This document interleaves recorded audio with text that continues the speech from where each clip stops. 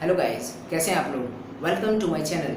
आज जो हमारा पॉलिटी की सीरीज़ थी, उस पॉलिटी की सीरीज़ का आज ये तीसरा दिन है। इससे पहले 2 दिन हो चुके हैं हमारे, और आज ये पॉलिटी की सीरीज़ का तीसरा दिन है।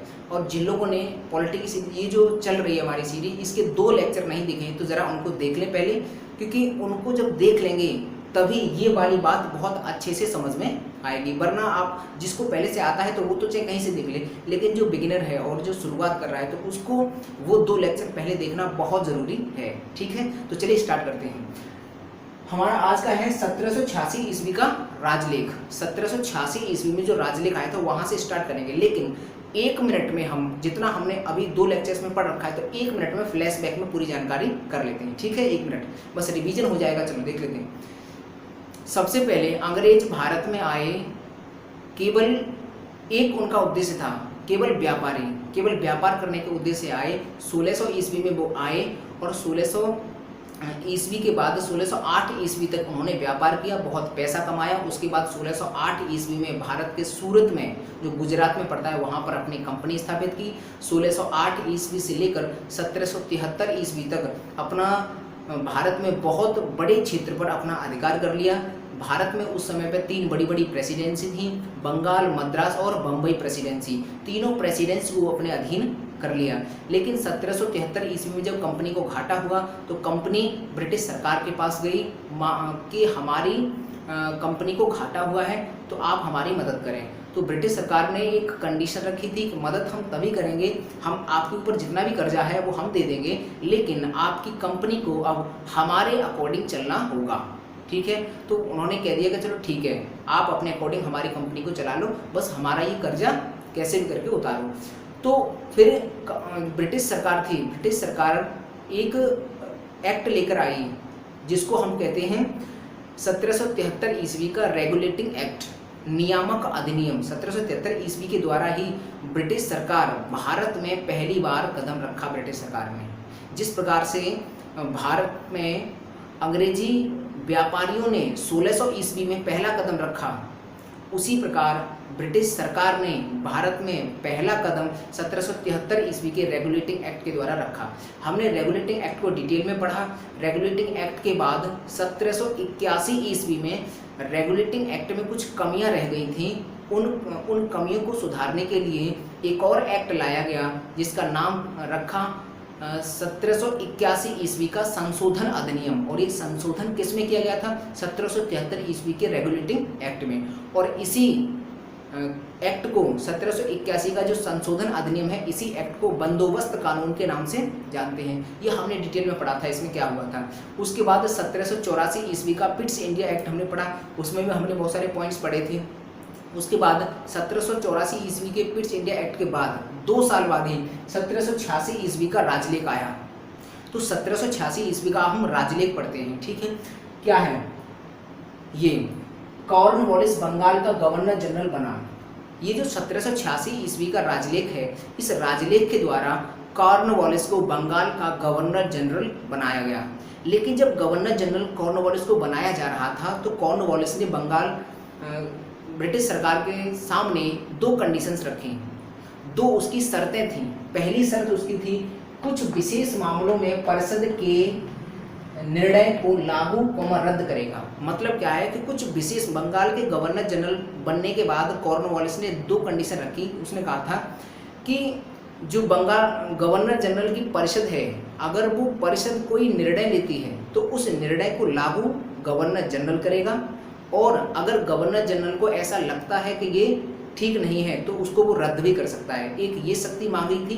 दूसरी, मुझे मतलब गवर्नर जनरल को सेनापति, कमांडर इन चीफ बनाया जाए। और दूसरी उसकी शर्त थी कि मुझे, यानी कि कॉर्नवालिस को, गवर्नर जनरल है ना कॉर्नवालिस, तो उसको कमांडर इन चीफ, सेनापति भी बनाया जाए। उसकी ये 2 शर्तें थीं। तो ब्रिटिश सरकार ने हंसते हंसते इन दोनों शर्तों को मान लिया। क्यों? क्योंकि कॉर्नवालिस ब्रिटिश सरकार का ही नुमाइंदा था, और ब्रिटिश सरकार तो चाहती थी कि कैसे भी करके सत्ता और ताकत दोनों हमारे हाथों में आए। कंपनी के हाथ से थोड़े थोड़े धीमे धीमे सत्ता और जो पावर थी वो दोनों ही हमारे हाथ में आ जाए। तो ब्रिटिश सरकार ने ये दोनों की दोनों पावर कॉर्नवालिस को दे दी। उसके बाद कॉर्नवालिस ने कुछ काम किए हैं, तो उसने कौन से इंपॉर्टेंट काम किए हैं, जरा उन काम को हम देख लेते हैं। तो कॉर्नवालिस का जो पहला काम है, कंपनी के व्यापार एकाधिकार को अगले 20 वर्षों तक बढ़ा दिया। कॉर्नवालिस ने पहला काम ये किया कि कंपनी जो ईस्ट इंडिया कंपनी थी उसको खुश करने के लिए उसका जो व्यापार में जो एकाधिकार था कि व्यापार केवल वही कर सकते हैं और ब्रिटिश का कोई दूसरा व्यापारी नहीं आएगा, तो उस एकाधिकार को 20 साल तक बढ़ा दिया। तो इससे हुआ क्या कि कंपनी के जो संस्थापक थे, बीओडी बोर्ड ऑफ डायरेक्टर्स, वो थोड़े खुश हो गए कि हाँ भाई हमारा जो एकाधिकार है वो बढ़ा दिया गया। तो उनको खुश करने के लिए उसने एक कदम उठाया। दूसरा कदम जी गवर्नर जनरल को परिषद का सदस्य होना अनिवार्य नहीं, और उसने ये कहा था कि गवर्नर जनरल को जो परिषद है, गवर्नर जनरल की सहायता करने के लिए जो परिषद बनाई गई थी 4 सदस्यों की, तो उस परिषद का अगर कोई निर्णय आता है तो वो निर्णय अगर गवर्नर जनरल चाहे तो उसको लागू कर सकता है और गवर्नर जनरल चाहे तो उसको रद्द भी कर सकता है। ये उसने एक काम किया। अगला काम, भारत में पुलिस व्यवस्था तथा सिविल व्यवस्था भी प्रारंभ की। भारत में पुलिस व्यवस्था और जो सिविल व्यवस्था है वो दोनों ही इसी ने, कॉर्नवालिस ने ही प्रारंभ की थी। यहाँ से इस तरह से प्रश्न बन सकता है कि बताइए वह कौन सा गवर्नर जनरल था जिसने भारत में पुलिस व्यवस्था और सिविल व्यवस्था प्रारंभ की, तो बता देना कॉर्नवालिस था। ठीक है, प्रश्न ऐसे आ सकता है कि कंपनी के एकाधिकार को अगले 20 वर्षों तक किसने बढ़ा दिया था, तो ये कहा था, ये बढ़ाया था कॉर्नवालिस ने। ठीक है, प्रश्न ऐसे आ सकता है स्टेट कथन और कथन, कुछ कथन होंगे और कहेगा कि इन कथनों में कौन से ठीक हैं। जैसे कथन नंबर 1 ये दे देगा, नंबर 2 ये दे देगा, पूछेगा कि इनमें से कौन सा ठीक है, तो दोनों ही ठीक है। इस तरह से प्रश्न बन सकता है। अब हम देखते हैं 1793 ईस्वी का चार्टर। इसमें केवल एक बात याद रखनी है, 1793 ईस्वी के चार्टर में केवल एक बात याद रखनी है। ठीक है, इंपॉर्टेंट बात है। बीओसी बोर्ड ऑफ कंट्रोल के सदस्यों तथा उसके कर्मचारियों को वेतन भारतीय राजस्व से दिया जाने लगा। मतलब 1793 ईस्वी के चार्टर में एक इम्पोर्टेंट काम हुआ।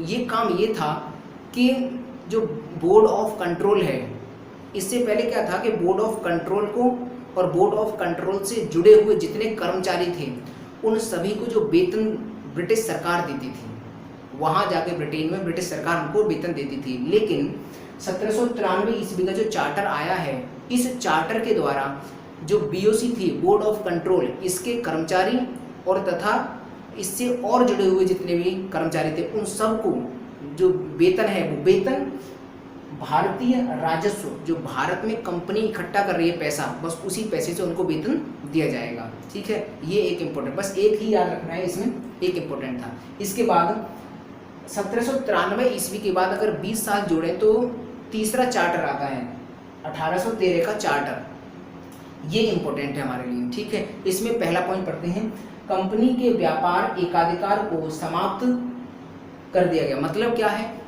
पहला इसमें कदम ये उठाया गया कि कंपनी का जो व्यापार में, भारत में व्यापार में जो एकाधिकार था कि इनके अलावा कोई दूसरा व्यापारी भारत में नहीं आएगा, उस एकाधिकार को समाप्त कर दिया गया। केवल एक एकाधिकार छोड़ा भारत में कि चाय का व्यापार है वो केवल यही ईस्ट इंडिया कंपनी ही करेगी। बस चाय को छोड़कर जितने भी व्यापार हैं वो ब्रिटेन के बहुत सारे व्यापारी आ सकते हैं और जो चाहें वो व्यापार कर सकते हैं। ठीक है, तो जो ईस्ट इंडिया कंपनी का जो एकाधिकार था भारत में व्यापार का, उस व्यापार को खत्म कर दिया गया। ठीक है, केवल चाय का व्यापार छोड़ा और चीन के साथ उनके व्यापार में एकाधिकार को बरकरार रखा। चीन के साथ भी जैसे जिस तरह से भारत में बीओडी को ये एकाधिकार था कि केवल आप ही भारत में व्यापार कर सकते हो, वैसे ही बीओडी को चीन में भी एकाधिकार था। तो चीन के एकाधिकार को छीना नहीं, लेकिन भारत में उसके बीओडी के एकाधिकार को छीन लिया, केवल चाय का एकाधिकार छोड़ा। ठीक है, अगला पॉइंट, ईसाई मिशनरियों को अनुमति भारत में धर्म के प्रचार प्रसार करने के लिए और उन्हें प्रबुद्ध करने के लिए। मतलब ईसाई मिशनरियों को उन्होंने अनुमति दे दी कि ईसाई मिशनरी भारत में जाएं और भारत के लोग, वो ये मानते थे कि भारत के लोग अनपढ़ हैं, ज़्यादा पढ़े लिखे नहीं हैं, शिक्षित नहीं हैं, तो उनको थोड़ा सा प्रबुद्ध करो, किसके, ईसाई धर्म के प्रति। ठीक है। तो अपने धर्म के प्रति उन्होंने प्रबुद्ध करने के लिए कुछ ईसाई मिशनरियों को भारत में भेजा कि अपने धर्म का प्रचार प्रसार करो और लोगों को ईसाई धर्म अपनाने के लिए प्रेरित करो, ठीक है। ये भी उनके इस चार्टर में एक रूल था, एक चार्टर का एक पॉइंट था। अगला, भारत के ब्रिटिश इलाकों में बाशिंदों के बीच पश्चिमी शिक्षा के प्रचार प्रसार की व्यवस्था। मतलब क्या हुआ कि उनका तो ये मत ही था कि भारत के लोग पढ़े लिखे नहीं हैं, अब हम यहाँ पर ब्रिटिश शिक्षा लाना चाहते हैं। तो ब्रिटिश शिक्षा को भारत में थोपने के लिए ब्रिटेन से कुछ शिक्षित लोग बुलाए गए और उनसे कहा गया कि इनको शिक्षित करो। तो तथा पहली बार शिक्षा के लिए भारत में 1 लाख रुपए का बजट निकाला गया। मतलब क्या है कि ब्रिटेन से कुछ लोग जो शिक्षित थे, एजुकेटेड थे, टीचर्स मंगाए गए और उनसे कहा गया कि आप भारत के लोगों को शिक्षित करो।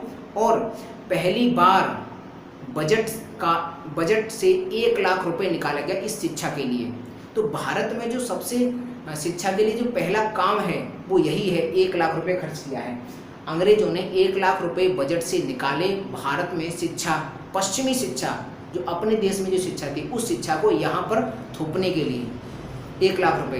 तो इस घटना को बोलते हैं गुड्स ऑफ डिस्पैच। जो 1 लाख रुपए एजुकेशन के लिए अंग्रेजों ने दिए, इस घटना को बोलते हैं इतिहास में गुड्स ऑफ डिस्पैच। प्रश्न यहाँ से बनेगा कि बताइए कि गुड्स ऑफ डिस्पैच किस एक्ट से संबंधित है। तो बता देना 1813 के चार्टर एक्ट किससे संबंधित है। प्रश्न ये आएगा कि गुड्स ऑफ डिस्पैच किस क्षेत्र से संबंधित है। बचाओ शिक्षा से या व्यापार क्षेत्र से या राजस्व क्षेत्र से, तो इस तरह से तो बता देना शिक्षा क्षेत्र से संबंधित है गुड्स ऑफ डिस्पैच। प्रश्न ऐसा आएगा कि गुड्स ऑफ डिस्पैच में कितनी राशि शिक्षा के लिए निकाली गई थी। तो बता देना 1 लाख रुपए शिक्षा के लिए निकाले गए थे। अगला प्रश्न, भारत की स्थानीय सरकारों को व्यक्तियों पर कर लगाने के लिए अधिकृत किया तथा कर भुगतान न करने पर दंड दिए। मतलब क्या है, जो भारत में स्थानीय सरकारें थीं, भारत में जो छोटे छोटे स्तर पर जो सरकारें थीं, ठीक है, तो उनको प्रेरित किया गया, उन्हें अधिकृत कर दिया। मतलब अधिकृत करने का मतलब होता है कि उन्हें एक तरह से अधिकारी बना दिया कि आप कर वसूल सकते हैं, आपके अंडर में जितने भी लोग हैं उन लोगों से कर वसूल सकते हैं, और यदि आपको कोई कर देने से इनकार करता है तो उसको दंड भी दे सकते हैं। दंड भुगतान की प्रक्रिया भी उसी में समाहित की कि अगर आपको कोई कर नहीं दे रहा है तो आप दंड दे सकते हो, ये भी उसी के अंदर बात कही थी अंग्रेजों ने। तो इस तरह से हमने 1813 का चार्टर एक्ट पढ़ा। तो यहाँ से भी बहुत सारे प्रश्न इस तरह से बन सकते हैं, तो जरा इनको ढंग से पढ़ लेना। हमने अभी पढ़े हैं 1786 का एक्ट और 1793 का और 1813 का, ठीक है। इससे आगे का इसके बाद पढ़ते हैं, पहले ये इसका स्क्रीनशॉट लो, उसके बाद हम इससे आगे बढ़। चलिए अब 1833 का चार्टर एक्ट समझ लेते हैं, इसमें क्या क्या प्रावधान थे और इसमें क्या क्या मुख्य बातें थीं। तो चलिए देखते हैं 1833 का चार्टर। बंगाल के गवर्नर जनरल को भारत का गवर्नर जनरल बनाया गया। बंगाल का जो गवर्नर जनरल था उसे पूरे भारत का गवर्नर जनरल बना दिया गया। अब पूरे भारत का जो गवर्नर जनरल बनाया, इसका मतलब देखो, पहले बंगाल का गवर्नर जनरल था, इसका मतलब उसके जो प्रशासनिक क्षेत्र था उसका छोटा था, केवल 3 प्रेसिडेंसी, बंगाल, मद्रास और बम्बई प्रेसिडेंसी, केवल वो 3 प्रेसिडेंसी ही आ रही थी। लेकिन अगर हम बंगाल के गवर्नर जनरल को पूरे भारत का गवर्नर जनरल बना रहे हैं, इसका मतलब इन 3 प्रेसिडेंसी के अलावा कुछ और ऐसा क्षेत्र था जिसको अंग्रेजों ने अपने अंडर में कर लिया था, तो उस क्षेत्र को भी अब इसमें मिला दिया। मतलब जो ब्रिटिश भारत है, ब्रिटिश भारत किसे बोलते हैं, भारत का वह क्षेत्र जहाँ पर ब्रिटिश का अधिकार है उसे बोलते हैं ब्रिटिश भारत। तो 3 प्रेसिडेंसी के अलावा अब ब्रिटिश भारत थोड़ा और बढ़ चुका था, अब उसको भी हम इसमें सम्मिलित कर रहे थे। तो कैसे किया कि बंगाल का जो गवर्नर जनरल था उसे पूरे भारत का गवर्नर जनरल बना दिया। इसका मतलब उस भारत के गवर्नर जनरल का जो क्षेत्र, प्रशासनिक क्षेत्र था, वो बढ़ा दिया, उसकी शक्ति और बढ़ा दी। तो यहाँ से ऐसा प्रश्न बनता है कि वह कौन सा चार्टर एक्ट है जिसके द्वारा विकेंद्रीकरण को बढ़ावा दिया गया। विकेंद्रीकरण को बढ़ावा दिया गया। तो विकेंद्रीकरण को बढ़ावा इसने दिया, 1833 का चार्टर एक्ट, ठीक है। इसके तहत विकेंद्रीकरण और ज़्यादा मजबूत कर दी गई उसकी प्रशासनिक क्षेत्र, ठीक है। अगला पॉइंट, इस प्रकार भारत का प्रथम governor general Lord William Bentinck, जो बंगाल का गवर्नर जनरल था उसे पूरे भारत का गवर्नर जनरल बनाया।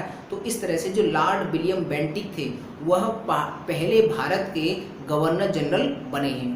उसके बाद भारत में इंग्लिश शिक्षा लाने वाले व्यक्ति लॉर्ड मैकाले, भारत में जो अंग्रेजी शिक्षा लेकर आए हैं वो कौन है? Lord Macaulay. तो इनने लॉर्ड मैकाले का जो प्रथम कमीशन आया है वो भी 1833 के चार्टर एक्ट के तहत ही आया है। तो प्रश्न ऐसे बनेगा कि लॉर्ड मैकाले का जो शिक्षा के क्षेत्र में जो प्रथम कमीशन है वो कब आया? तो बता देना 1833 के चार्टर एक्ट में आया, ठीक है। उसके बाद इसी एक्ट द्वारा दो प्रथाएं समाप्त की गई थी। इसी एक्ट के द्वारा 1833 के चार्टर एक्ट द्वारा दो प्रथाएं समाप्त की गई थी। पहली थी सती प्रथा, दूसरी थी दास प्रथा। दास प्रथा को 1838 में ख़त्म किया गया था, लेकिन इसको 1833 के आसपास ही ख़त्म कर दिया। ये जो सती प्रथा है इसको शारदा एक्ट चलाया था। शारदा एक्ट के तहत इस सती प्रथा को ख़त्म किया गया और शारदा एक्ट में जो लॉर्ड विलियम बेंटिक थे उनकी सहायता की थी राजा राममोहन राय ने। तो इसीलिए ऐसा प्रश्न बनता है कि भारत में सती प्रथा का अंत किसने किया? राजा राममोहन राय ने, ठीक है। क्योंकि राजा राममोहन राय की सहायता से ही, या उन्हें राय दी थी उसी की सहायता से भारत में सती प्रथा का अंत किया गया शारदा एक्ट के तहत, ठीक है। अगला, इसी एक्ट के तहत सिविल सेवकों के चयन के लिए खुली प्रतियोगिता आरंभ किया जिसमें भारतीय शामिल नहीं थे। मतलब 1833 के एक्ट के तहत ही भारत में अब खुली सिविल प्रतियोगिता, जो सिविल सेवाएं जो कॉर्नवालिस ने स्टार्ट की थी वही सिविल सेवाओं के लिए खुली प्रतियोगिता कर दी भारत में, लेकिन केवल अंग्रेजों के लिए। भारतीय उसमें हिस्सा नहीं कर सकते हैं, भारतीय पार्टिसिपेट नहीं कर सकते हैं, न भारतीय उस परीक्षा को दे सकते हैं, केवल ये अंग्रेजों के लिए था। वही लिखा है, आरंभ किया जिसमें भारतीय शामिल नहीं थी। सिविल सेवा प्रारंभ की केवल अंग्रेजों के लिए, भारतीयों के लिए नहीं, ठीक है। अब इसके बाद 1853 का चार्टर एक्ट, 1853 का चार्टर एक्ट पढ़ेंगे। ये बहुत बड़ा है, यहाँ बनता नहीं, इसलिए इसको पहले स्क्रीनशॉट लो, इसके बाद में हम इसको करते हैं 1853 का चार्टर एक्ट। तो चलिए अब 1853 का चार्टर एक्ट समझ लेते हैं। 1853 का जो चार्टर एक्ट है उसमें क्या क्या प्रावधान थे, उसमें क्या क्या टर्म्स एंड कंडीशंस थी, उसमें क्या क्या बातें कही गई थी, कुछ विशेष बातें कही गई थी। बहुत इंपॉर्टेंट है 1853 का अधिनियम, 1853 का चार्टर जिसको हम बोलते हैं, ठीक है। इसमें क्या कहा गया था? यह ईस्ट इंडिया कंपनी का अंतिम चार्टर था। पहली बात तो यही है कि ईस्ट इंडिया कंपनी का अंतिम चार्टर था ये, इसके बाद कोई चार्टर नहीं आया, 5वां चार्टर है ये, ठीक है। इसके बाद कोई चार्टर नहीं आया। अगला, यह अधिनियम संवैधानिक विकास दृष्टि से महत्वपूर्ण है। ये वाला जो 1853 का चार्टर है ये संवैधानिक विकास की दृष्टि से बहुत महत्वपूर्ण है। अगर इस तरह से प्रश्न बने कि ये बताइए कि वह कौन सा चार्टर है या वह कौन सा एक्ट है जिसके तहत संवैधानिक विकास बहुत महत्वपूर्ण था या जिसका उद्देश्य संवैधानिक विकास था, तो यही है 1853 का चार्टर एक्ट। तो जो इसमें का यह अधिनियम संवैधानिक विकास की दृष्टि से बहुत महत्वपूर्ण है, मतलब संविधान का जो विकास हुआ उसकी दृष्टि से ये वाला एक्ट बहुत महत्वपूर्ण है, ठीक है। जिस तरह से हम आज संसद देखते हैं तो संसद कैसे बनी वो अभी पता चलेगा आपको, ठीक है। संसद का छोटा स्वरूप इन्होंने इस एक्ट के तहत बनाया। जो आज हमारी बड़ी संसद है इन्होंने छोटी संसद से स्टार्टिंग की थी, छोटी संसद से प्रारंभ किया था, तो वही छोटी संसद यहाँ बनी है, अभी हम देखने वाले हैं, ठीक है।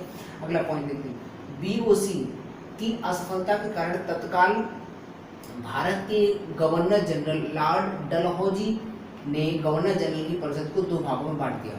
मतलब क्या था? तत्काल जो भारत का गवर्नर जनरल था उस समय, जिस समय ये 1853 का एक्ट आया, तो 1853 के एक्ट के समय गवर्नर, भारत का जो गवर्नर जनरल था वो था लॉर्ड डलहौजी। तो लॉर्ड डलहौजी जैसे क्यों, क्योंकि लॉर्ड डलहौजी ने देखा, लॉर्ड डलहौजी के समय आते आते ब्रिटिश भारत बहुत बढ़ चुका था, ब्रिटिश भारत लगातार बढ़ता जा रहा था, ठीक है। लेकिन ब्रिटिश भारत बढ़ने के साथ साथ BOC जो बोर्ड ऑफ कंट्रोल था उसके ऊपर बहुत भार आने लगा, तो वो अपने कामों को करने में असफल हो गया।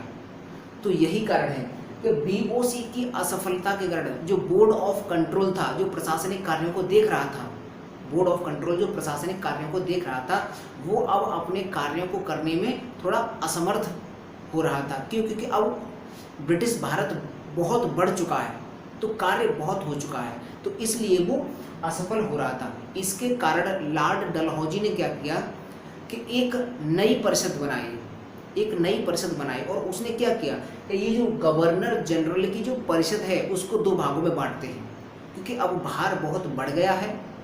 अब इनको क्या करना पड़ता था, वैसे BOC को क्या कानून बनाए भी ये और कानून लागू भी यही करे, तो इनके ऊपर बहुत काम था, तो ये असफल हो रहे थे। इसलिए लॉर्ड डलहौजी ने जो गवर्नर जनरल की परिषद थी उसे 2 भागों में बांट दिया। जो गवर्नर मतलब गवर्नर जनरल की जो परिषद थी उसे 2 भागों में बांट दिया, पहला प्रशासनिक परिषद और दूसरा विधान परिषद। तो जो प्रशासनिक परिषद है इनका काम क्या था, ये जो प्रशासनिक परिषद है इनका काम था कानून को लागू करना, ठीक है। और कानून बनाएगा कौन, बनाने के लिए, कानून बनाने के लिए विधान परिषद बनाई इन्होंने।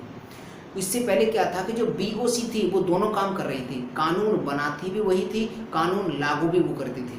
लेकिन अब लॉर्ड डलहौजी ने कानून बनाने वाली अलग परिषद बना दी और कानून लागू करने वाली अलग परिषद बना दी। तो प्रशासनिक परिषद, ये जो प्रशासनिक परिषद है इसके जो सदस्य थे, इसके वही सदस्य थे जो BOC था, बोर्ड ऑफ कंट्रोल था, उसमें जो 4 सदस्य थे वही सदस्य इसमें आ गए। और इनका काम क्या है, इनका काम था कि कानून लागू करना। इनका जो प्रशासनिक परिषद है, इस प्रशासनिक परिषद का केवल एक काम था कानून को लागू करना, ठीक है। उसके बाद जो विधान परिषद था, ये विधान परिषद, इसका काम क्या था, इसका काम था कानून को बनाना, कानून बनाना। अब यहाँ से देखो, पहले तो अंग्रेजों ने BOC बनाई तो अपने अंडर में प्रशासनिक कार्य लिए, अब BOC की सहायता के लिए और अंग्रेज रखे और अंग्रेज कुछ बढ़ाए। तो देखो धीरे धीरे अंग्रेज अपनी शक्ति को बढ़ाते जा रहे हैं भारत में और अपनी जो सत्ता है वो स्थापित करते जा रहे हैं, ठीक है। उसी प्रकार से देखो विधान परिषद है, विधान परिषद, इसमें 6 पार्षद, नए 6 पार्षद आए और ये 6 के 6 पार्षद विधान परिषद में आए। जो विधान परिषद नई बनाई वो उस विधान परिषद में ये 6 नए पार्षद थे, ठीक है। और इनका काम क्या था, कानून का बनाना, कानून को बनाते थे ये लोग, और लागू कौन करता था, ये। तो अब ये जो विधान परिषद है इसको 2 नामों से और जानते हैं। ये जो विधान परिषद है इसको कहते हैं भारतीय विधान परिषद भी बोलते हैं और केंद्रीय विधान परिषद भी बोलते हैं। अब ये जो वाली विधान परिषद है, विधान परिषद ने भारत में एक छोटी संसद का कार्य किया और इसमें वही प्रक्रिया अपनाई जाती थी जो ब्रिटिश संसद में अपनाई जाती थी। मतलब ये जो भारतीय परिषद है, ये जो भारतीय विधान परिषद, ये जो भारतीय विधान परिषद है, इसने क्या किया कि इसने भारत में एक छोटी संसद का काम किया। जो हम आज हमारे भारत में एक बड़ी संसद है, उसी प्रकार से एक पहली और छोटी संसद बनी। ये जो विधान परिषद है इसने भारत में छोटी संसद का कार्य किया, ठीक है। तो यहीं से अब अंग्रेज अपनी सत्ता स्थापित करने की तरफ अपनी गति को तेज कर चुके। अब यहाँ पर अंग्रेजों ने अपनी गति तेज कर ली सत्ता को अपने हाथ में लेने के लिए। तो ये जो है विधान परिषद ने भारत में एक छोटी संसद, ये जो विधान परिषद इन्होंने बनाई थी भारत में, इसने छोटी संसद का कार्य किया, ठीक है, छोटी संसद। अब सिविल सेवकों की भर्ती के लिए खुली प्रतियोगिता आरंभ की, जो भारतीयों के लिए भी खोल दी गई। मतलब इससे पहले क्या था, 1833 का जो एक्ट था, 1833 का चार्टर था, उसमें क्या था, सिविल सेवकों के लिए भर्ती तो खोली थी लेकिन वो केवल अंग्रेजों के लिए थी। अब इसमें क्या किया, अब अंग्रेजों के साथ साथ भारतीय भी इसमें सिविल सेवा में शामिल हो सकते हैं, भारतीय भी सिविल सेवा में शामिल हो सकते हैं। लेकिन भारतीय कैसे होंगे, उसके लिए एक समिति बनाई, भारतीय सिविल सेवा में कैसे सम्मिलित होंगे उसके लिए एक समिति बनाई 1854 ईस्वी में, उसका नाम था मैकाले समिति। ये रखा है। और इसके लिए 1854 ईस्वी में एक समिति बनाई, समिति का गठन किया जिसका नाम था मैकाले समिति। ठीक है, तो ये मैकाले समिति क्यों आई थी, भारतीयों के लिए जो सिविल सेवा में किस तरह से मतलब एंट्री मिल सकती है, भारतीय सिविल सेवा में कैसे ज्वाइन कर सकते हैं, तो उसके लिए उसके संबंध में ये मैकाले समिति बनाई गई थी। अगला, भारतीय विधान परिषद में प्रथम बार स्थानीय प्रतिनिधित्व आरंभ किया गया। भारतीय जो विधान परिषद है, ये वाली विधान परिषद, पहली बार स्थानीय प्रतिनिधित्व इसमें आरंभ किया गया। स्थानीय प्रतिनिधित्व का मतलब क्या होता है, स्थानीय प्रतिनिधित्व का मतलब ये होता है कि ये जो विधान परिषद है, शुरुआत तो 6 सदस्यों से की गई थी, लेकिन इसमें समय समय पर सदस्यों की संख्या बढ़ाई जाती रही, समय समय पर सदस्यों की संख्या बढ़ाई जाती रही। और वो कैसे, अब विशेष क्षेत्र को एक विशेष व्यक्ति प्रतिनिधि करेगा। जिस तरह से आज अगर हम देखें कि कोई विधायक है तो उस विधायक का एक पर्टिकुलर क्षेत्र होता है कि भाई वो उस क्षेत्र से विधायक लड़ रहा है, वो विधायक उस क्षेत्र से लड़ रहा है, तो हम ये कहते हैं कि वो विधायक फलाने क्षेत्र का प्रतिनिधित्व कर रहा है और वो विधायक फलाने क्षेत्र का प्रतिनिधित्व कर रहा है। उसी तरीके से ये जो विधान परिषद है, इसमें सदस्यों को बढ़ाते गए। कैसे सदस्यों को बढ़ाते गए कि ये सदस्य उस पर्टिकुलर क्षेत्र को प्रतिनिधि करेगा, कि भाई ये जो व्यक्ति है वो उस पर्टिकुलर क्षेत्र का प्रतिनिधि है और इस पर्टिकुलर क्षेत्र का प्रतिनिधित्व करेगा। तो वही होता है कि स्थानीय प्रतिनिधित्व आरंभ किया गया। स्थानीय प्रतिनिधित्व का मतलब है कि ब्रिटिश क्षेत्र के अलावा भारत का और जो क्षेत्र था, वहाँ के जो स्थानीय लोग थे वो जिस राजा के अंडर में थे, वो राजा अगर चाहे तो ब्रिटिश की जो विधान परिषद है उसमें अपना प्रतिनिधित्व कर सकता है, उसमें अपनी मतलब सदस्यता ले सकता है। तो इस तरह से तो हम कह सकते हैं भारतीय विधान परिषद में प्रथम बार स्थानीय प्रतिनिधित्व आरंभ किया गया। ठीक है, स्थानीय प्रतिनिधित्व कि विशेष क्षेत्र का प्रतिनिधि करने के लिए विशेष व्यक्ति कर दिया गया विधान परिषद में, विशेष क्षेत्र का प्रतिनिधित्व करने के लिए विशेष व्यक्ति चुना गया इस विधान परिषद में। इस तरह से ये जो प्रक्रिया है ये आरंभ की। ठीक है, तब यहाँ से ही प्रश्न बन सकता है कि बताइए कि स्थानीय प्रतिनिधित्व का आरंभ सबसे पहले किस एक्ट के तहत किया गया, तो बता देना 1833 के चार्टर एक्ट के तहत किया गया। ठीक है, उसके बाद आएगा कि गवर्नर जनरल की परिषद को कौन से एक्ट के तहत 2 भागों में बांटा गया, तो बता देना गवर्नर जनरल की परिषद को 1853 के चार्टर एक्ट के द्वारा 2 भागों में बांटा गया। ठीक है, गवर्नर जनरल की परिषद के अंतर्गत कानून बनाने के लिए किस संस्था को बनाया गया था या किस परिषद को गठन किया गया था, तो उसका नाम है विधान परिषद। इस विधान परिषद में कितने पार्षद थे, इसमें 6 पार्षद थे और ये 6 पार्षद में से 2 तो गवर्नर जनरल ने अपनी स्वेच्छा से चुने थे और 4 विशेष क्षेत्रों से चुनकर आए थे, जिसमें एक आगरा भी शामिल है। आगरा से, बंगाल से, बिहार से, आगरा, बंगाल और मद्रास और बम्बई, इन 4 क्षेत्रों से 4 पार्षद चुनकर आए थे और 2 पार्षद गवर्नर जनरल ने खुद ने नियुक्त किए थे। तो इस तरह से 6 पार्षद आए थे इसमें। तो क्वेश्चन आ सकता है कि जो विधान परिषद थी उसका क्या कार्य था, तो विधान परिषद का कार्य था कानून बनाना और प्रशासनिक परिषद का कार्य क्या था, कानून को लागू करना। ठीक है, अब यहाँ से प्रश्न ऐसे ही बन सकता है कि बताइए वह कौन सा एक्ट है जिसके तहत जो संवैधानिक दृष्टि से बहुत इम्पोर्टेंट है या संवैधानिक दृष्टि से बहुत महत्वपूर्ण है, तो वो यही 1853 का चार्टर एक्ट। तो ये है हमारे 1853 का चार्टर एक्ट।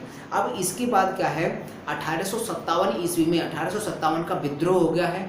तो विद्रोह होने के बाद अंग्रेज ये समझ चुके थे कि अब यदि हमने सावधानी के साथ नहीं काम किया तो कहीं ना कहीं हमको भारत से दूर जाना पड़ेगा, भारत को छोड़ कर अपने देश में वापस जाना पड़ेगा।